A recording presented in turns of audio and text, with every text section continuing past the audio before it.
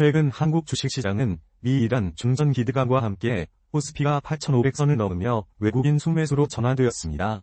상승세는 반도체와 AI 인프라 관련 종목이 주도하며 삼성전자와 SK 하이닉스에 자금이 집중되고 있습니다. 다만 변동성이 커지면서 장중 서킷 브레이커와 사이드카가 자주 발동되었고, 이에 따라 레버리지와 인버스 ETF 거래량이 급증했습니다. 전반적으로 유동성 풍부함과 실적 개선이 시장을 지탱하고 있으나 금리 인상 우려가 남아있어 주의가 필요합니다.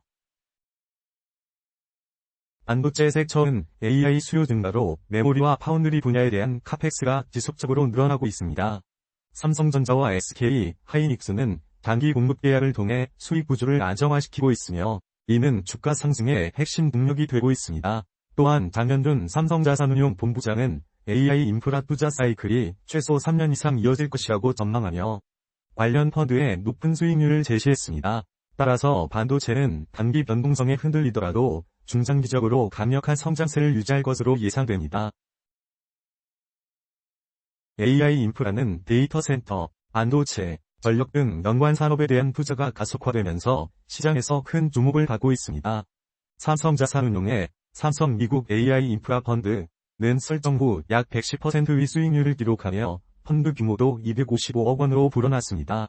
전문가들은 AI 수요가 공급 병목을 일으켜 2027년까지 메모리 부족 현상이 지속될 것이라고 보고 있으며 이에 따라 관련 기업들의 카펙스는 금리 상승 속에서도 지속될 가능성이 높습니다. 따라서 AI 인프라 관련주는 장기적인 성장 동력으로 평가받고 있습니다.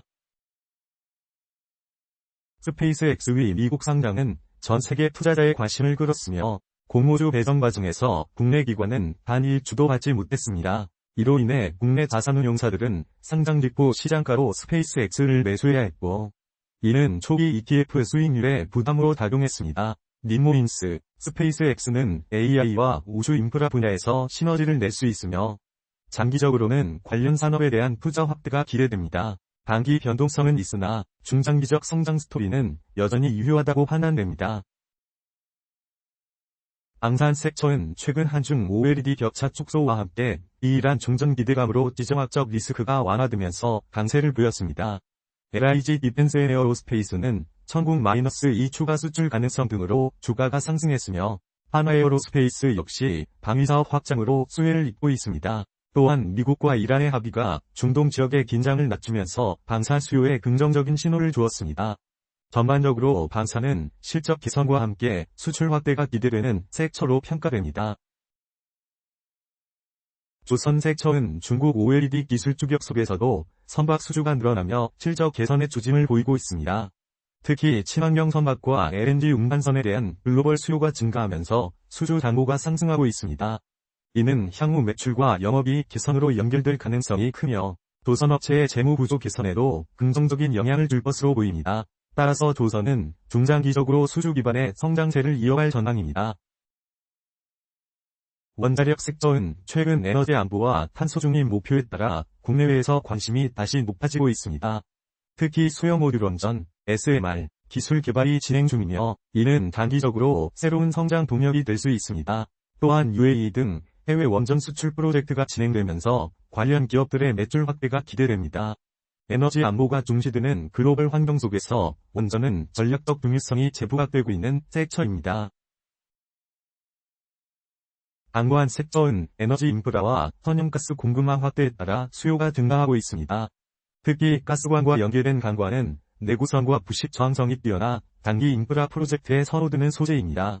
이는 관련 기업들의 매출 안정화와 함께 영업이익 개선으로 이어질 가능성이 있습니다. 따라서 강관은 인프라 투자 확대에 수혜를 입을 수 있는 섹터로 평가됩니다.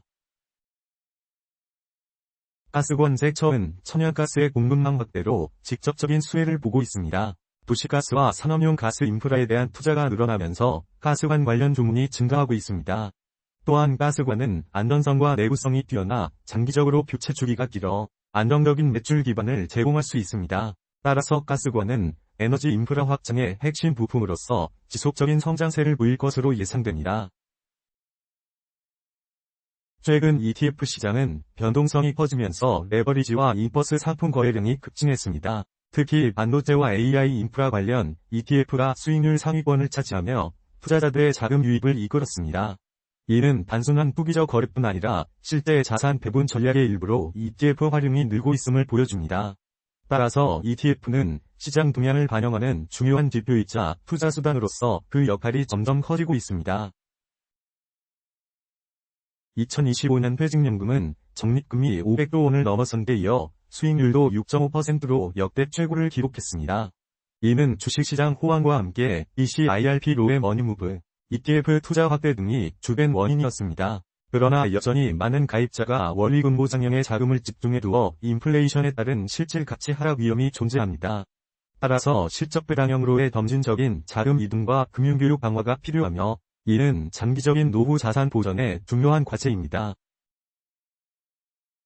로봇 섹터는 단독으로 시장을 주도하기보다는 AI 투자 사이클의 수혜를 받는 짝꿍 업종으로 평가됩니다.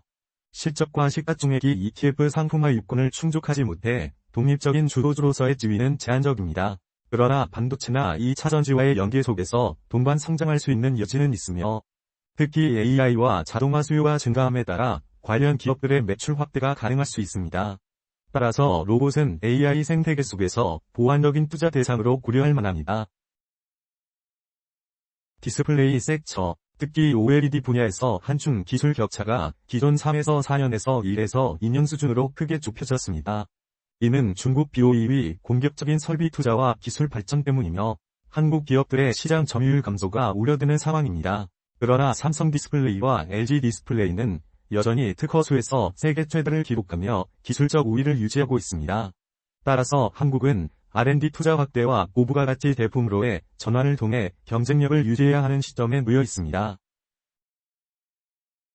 현대 시장은 반도체와 AI 인프라가 핵심 성장 동력으로 작용하고 있으며 이들 섹터에 대한 투자를 포트폴리오의 중심에 두는 것이 타당합니다. 동시에 조선, 방산, 원전 등 수출주 섹터스는 실적 개선과 함께 수요 확대가 기대되어 분산 투자 효과를 줄 수 있습니다.